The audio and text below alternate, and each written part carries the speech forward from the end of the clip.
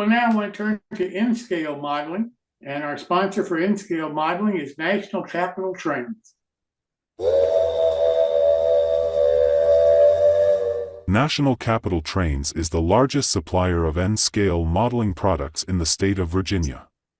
We have been in business since 1989. We carry a full line of modeling products, specializing in N and HO-N3 scales.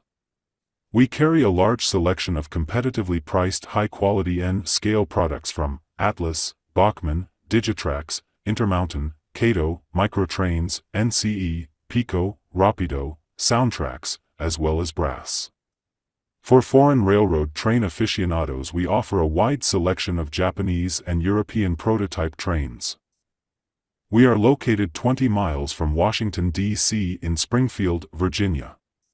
We are a short 7-minute drive off Interstate 95. Stop in and see us for the best in N-scale.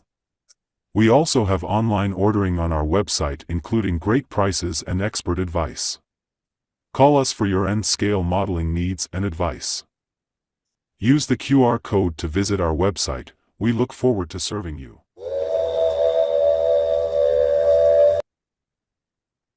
And our host for this segment of our show is Bill Stimson. Bill, welcome. Hi, how you doing, Jim? This month, I want to talk about building N-scale plaster kits, which I have done in the past. I built three downtown deco kits over the years, and had an opportunity to get a couple more kits a few weeks ago, and decided to take it and show you my versions of their various kits. I also had hoped to do some scratch build plaster building on this month, but I didn't get around to that. My grandchildren brought us a flu bug for Thanksgiving, so I missed about a week's worth of modeling dealing with that. So I bought these two kits from Downtown Deco right before Thanksgiving, and I thought, no, I really don't need a strip club on my layout, but the building looks interesting, so we'll see what we can do with it. So the first steps in doing a plaster kit is I don't know if you can see kind of around the edges of some of these pieces, there's some flashing. You got to file some of that off. You got to make sure some of these window openings are perfectly square. And then I laid it out on my bench in the garage and sprayed it with in this case, an Army Painter light gray primer, so that help seal the plaster, so the acrylic paints I use later won't just sink in and soak up the paint. So I decided after painting this that this looked more like a bank than a strip club. So I went online, I found some signs and had some fun ended up printing them on Scotch Magic tape. The attempt over just some clear styrene didn't work at all with the inkjet, but printing on the Scotch Magic tape worked out pretty well. So I first put some curtains in the window, and then I peeled that piece of the tape off the styrene and placed it over the curtains, and then placed another piece of clear styrene on top of that to make the signs. This particular kit came with this what I thought was a spectacular decal, so I decided to include that anyway. And one of the things I've learned over the years is you paint the area you want to put the decal in with some gloss varnish. It helps the decal adhere a little better. And then you soak them in paint and line them up. It didn't line up first, but with a little coaxing from a toothpick, I got it to the spot I wanted it. Then I decided this side needed a stairway. So I had a Bar Mills covered stairway kit and put some of that together to provide a stairway on this. And when I was looking for signs for banks, I ran across this picture on Shorpy as I went down the rabbit holes. And I'm not a nut lover, so my family will enjoy the irony of a Bill's Fresh Roasted Peanuts factory in our on my layout. And you can see the size of this thing when I get it built. Um, I didn't take any other pictures of the construction of it other than this is a piece of Kleenex tissue that I've attached a wire to make an awning. And you can see now here the awning hanging down, and there's the peanuts next to the Dime Savings Bank, which I thought was a great name for a bank. Here, after I got the building, after you assemble these plaster buildings, a lot of cases there's a gap between sides, and so I attempted to fill it with some plaster. I didn't do a great job, and Randy, who owns the Downtown Deco, does not recommend this. He, in fact, says mostly you're better off just trying to hide it with a with some foliage or a drown pipe or something like that. Well, I went back and I added some spackle, and that seemed to fill pretty well. And then with a little bit of filing and coaxing and some paint, it turns into a pretty decent bank. Oops. The next kit was the part of the Blair Avenue, #2. And one of the reasons I like that one is you'll notice the picture on the upper left here.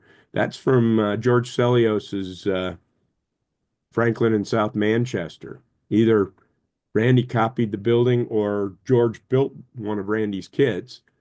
I don't know which, but that always seemed like a neat building, and I decided to go ahead and build it myself. When I do a lot of these, I paint the window openings with flat black just to make it easier to disguise what might be behind it. And then I added some curtains on the backs of the windows. And once again, I filled the voids with spackle and kind of filed and painted it. The other building in this kit is a barbecue shack, which didn't come with the rafter tails. And I thought, that's odd. So I put some rafter tails on it. And that made it look a little better, a little more realistic anyway. So here are the kits as I finished them up. And they turned out, I think, pretty well. I especially like the idea. Randy suggested in his instructions that you cut this sign to cut off like the rest of the sign fell off with the stucco. That was a neat idea to do that. And there's some roof details. I especially like the chimney on the barbecue shack.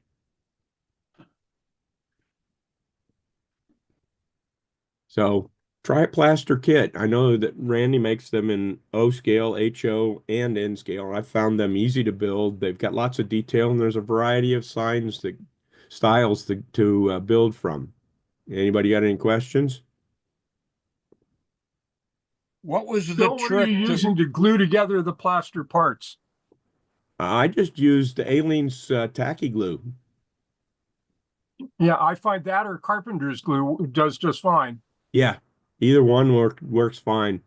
I know Randy recommends doing 5-minute epoxy, but I don't want to mess with the epoxy, so I just use white glue or like you say, a yellow carpenter's glue. I've used that too for plaster.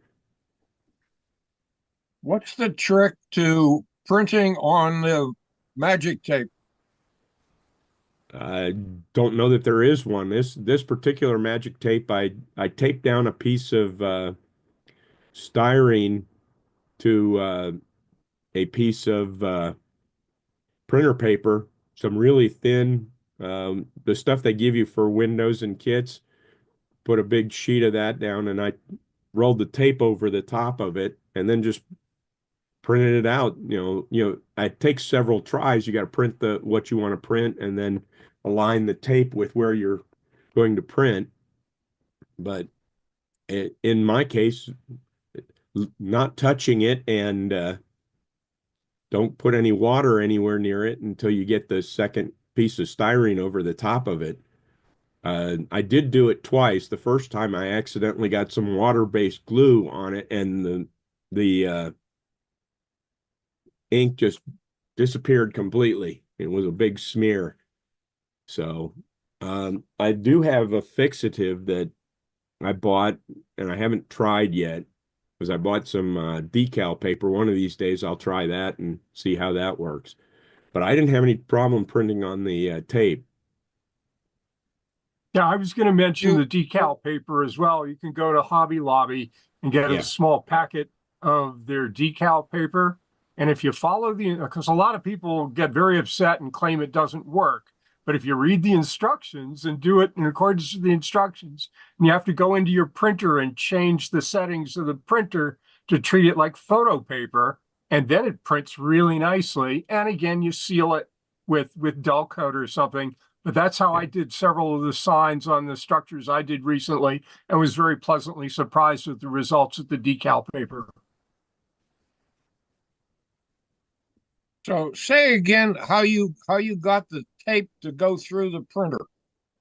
So I taped down a piece of the window material that the kits come with, put the tape over, and then put some tape on top of that, and then you run it through your printer. Then you can peel if you were to put the tape directly onto the paper, you'd never get it peeled back off, which is why I put it on that I don't know if it's styrene or clear plastic, whatever it is. Old acetate. Yeah, or acetate. It'll peel the tape will peel off of that better than it will off of paper. But as long as you tape down the lead edge, it'll go through the printer without any problems. And you just run it through the first time, figure out where the section you want to print is going to line up on the paper and put the tape over that. It's a trial and error thing, I realize, but I got plenty of paper. I'm running out of printer ink, but Anybody have any more questions for Bill? Bill, this is Greg. Also, you were talking about spackling the joints and stuff.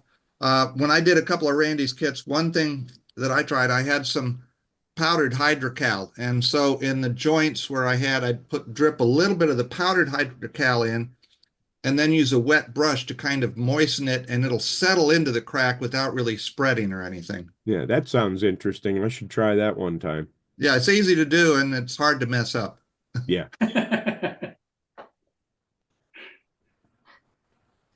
Anything else for Bill? Bill, thanks so very much. Hope you have a great holiday. You too, Jim.